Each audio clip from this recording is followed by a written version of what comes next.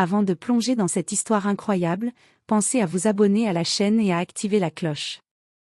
Ici, chaque récit a quelque chose à dire, et vous ne voudrez pas en manquer un seul. La nuit était tombée sur le domaine ancestral, et pourtant, aucun silence ne régnait. Des cris étouffés et le fracas du métal résonnaient dans les couloirs. Elle courait, impuissante, à travers les vastes salles de marbre, mais chaque porte qu'elle ouvrait ne dévoilait que l'horreur. Sa famille, toute sa famille, décapitée. Chaque visage familier, chaque sourire disparu, remplacé par le froid et cruel éclat de la mort.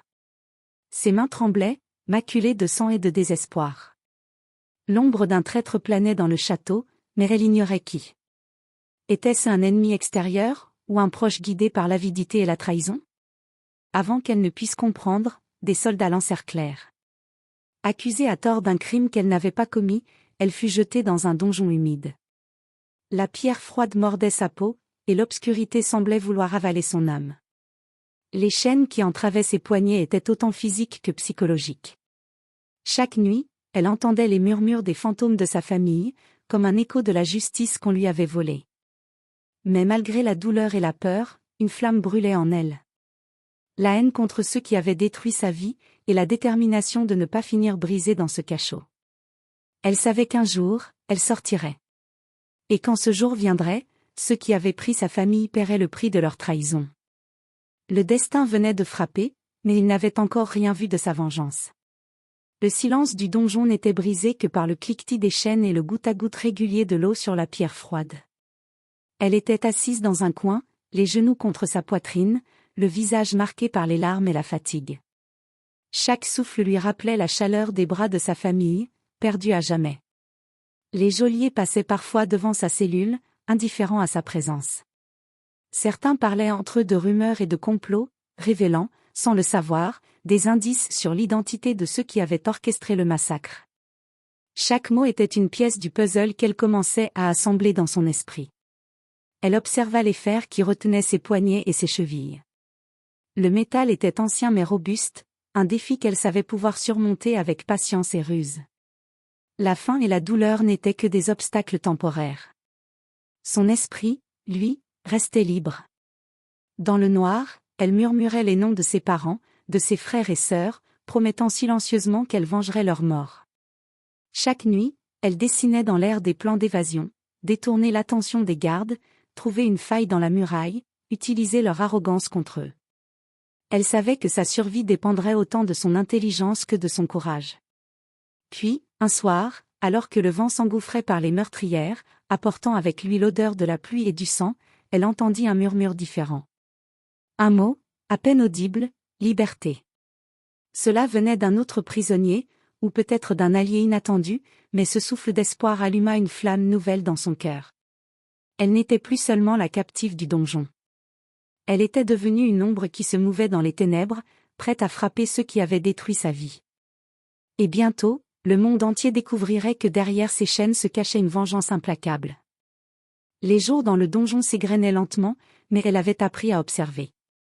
Chaque garde avait sa routine, certains riaient, d'autres marmonnaient des prières ou des menaces. Elle nota chaque détail, chaque point faible, chaque moment où les chaînes pouvaient céder à force de patience. Un soir, alors que la lune projetait sa lueur froide à travers la meurtrière, elle entendit un grattement discret derrière le mur de pierre. Sur ses gardes, elle se pencha et aperçut une petite fente, à peine visible. À l'intérieur, une main apparut, tenant un bout de parchemin. Le message était simple. « Je sais qui tu es. Tu n'es pas seul. La vengeance est possible. Demain, à l'aube, sois prête près de la salle des tortures. » Elle sentit son cœur battre plus fort. Un allié, mais pouvait-elle lui faire confiance? Chaque fibre de son être lui criait la prudence. Pourtant, l'espoir était plus fort que la peur. À l'aube, elle se glissa silencieusement hors de sa cellule. Les couloirs du château semblaient plus sombres que jamais, mais elle avançait avec une détermination froide. Là, dans l'ombre de la salle des tortures, se tenait une silhouette fine, encapuchonnée. « Je peux t'aider, » dit la voix, basse mais assurée. « Mais tu dois me suivre et garder confiance. Il y a des secrets dans ce château que tu ignores. » Des secrets qui peuvent renverser ceux qui t'ont tout pris. Elle écouta, ses yeux brillants de colère et d'espoir.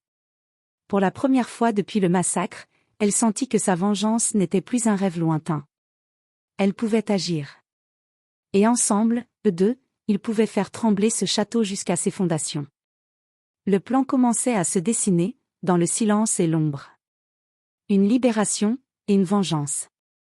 La nuit enveloppait le château d'un manteau noir et silencieux. Elle et son mystérieux allié avançaient avec précaution, chaque pas résonnant à peine sur les pierres froides des couloirs.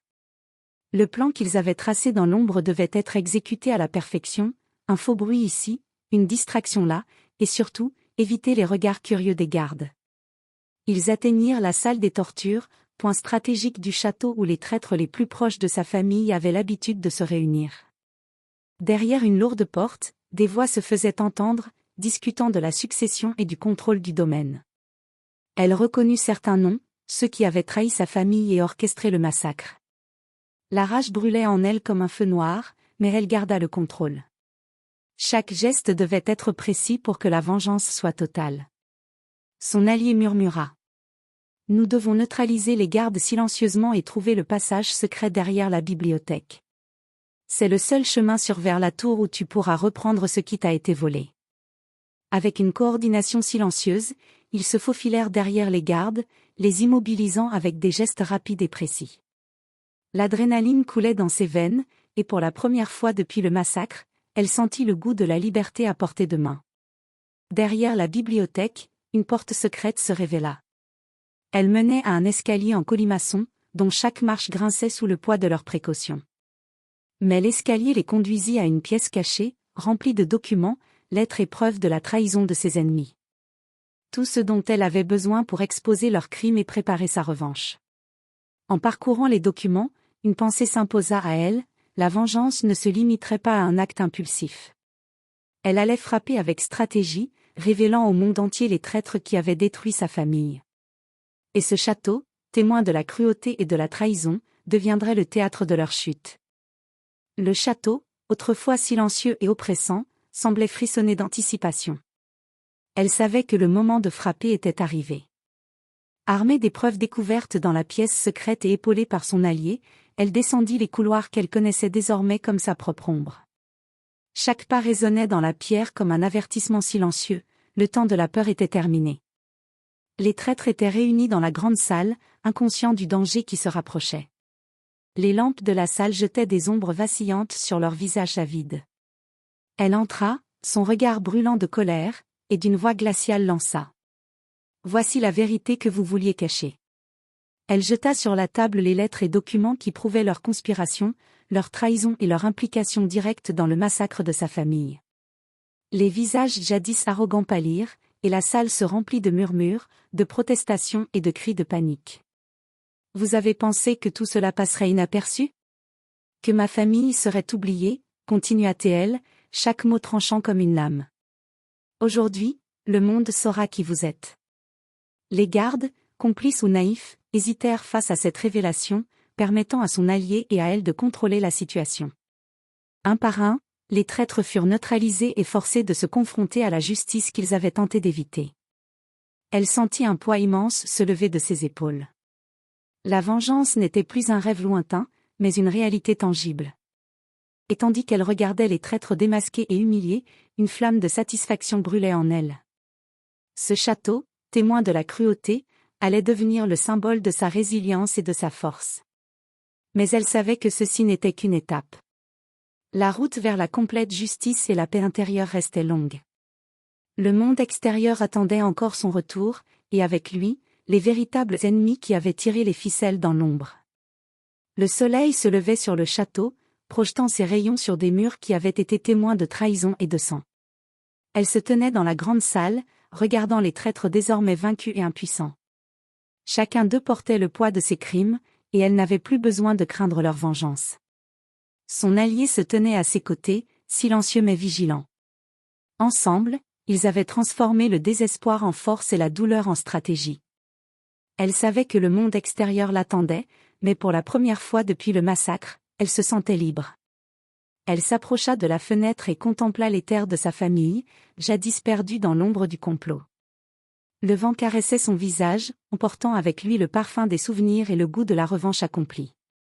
Sa famille n'était plus là pour partager ce moment, mais leur mémoire vivrait à travers chaque action juste qu'elle entreprendrait désormais. Puis, avec détermination, elle fit un pas vers un nouveau départ. Le château, désormais silencieux et purgé de ses ennemis, n'était plus seulement un lieu de douleur, il était le symbole de sa résilience et de sa renaissance. Et dans le cœur de la jeune femme, une vérité éclata. La véritable liberté ne vient pas seulement de la vengeance, mais de la force de se relever et de reconstruire sa vie, même après la pire des tragédies. Alors qu'elle quittait le château pour affronter le monde extérieur, ses chaînes brisées et son esprit affûté, elle savait une chose avec certitude, rien ni personne ne pourrait jamais plus lui voler son courage, sa dignité, et sa famille, vivante dans son souvenir, resterait pour toujours son guide.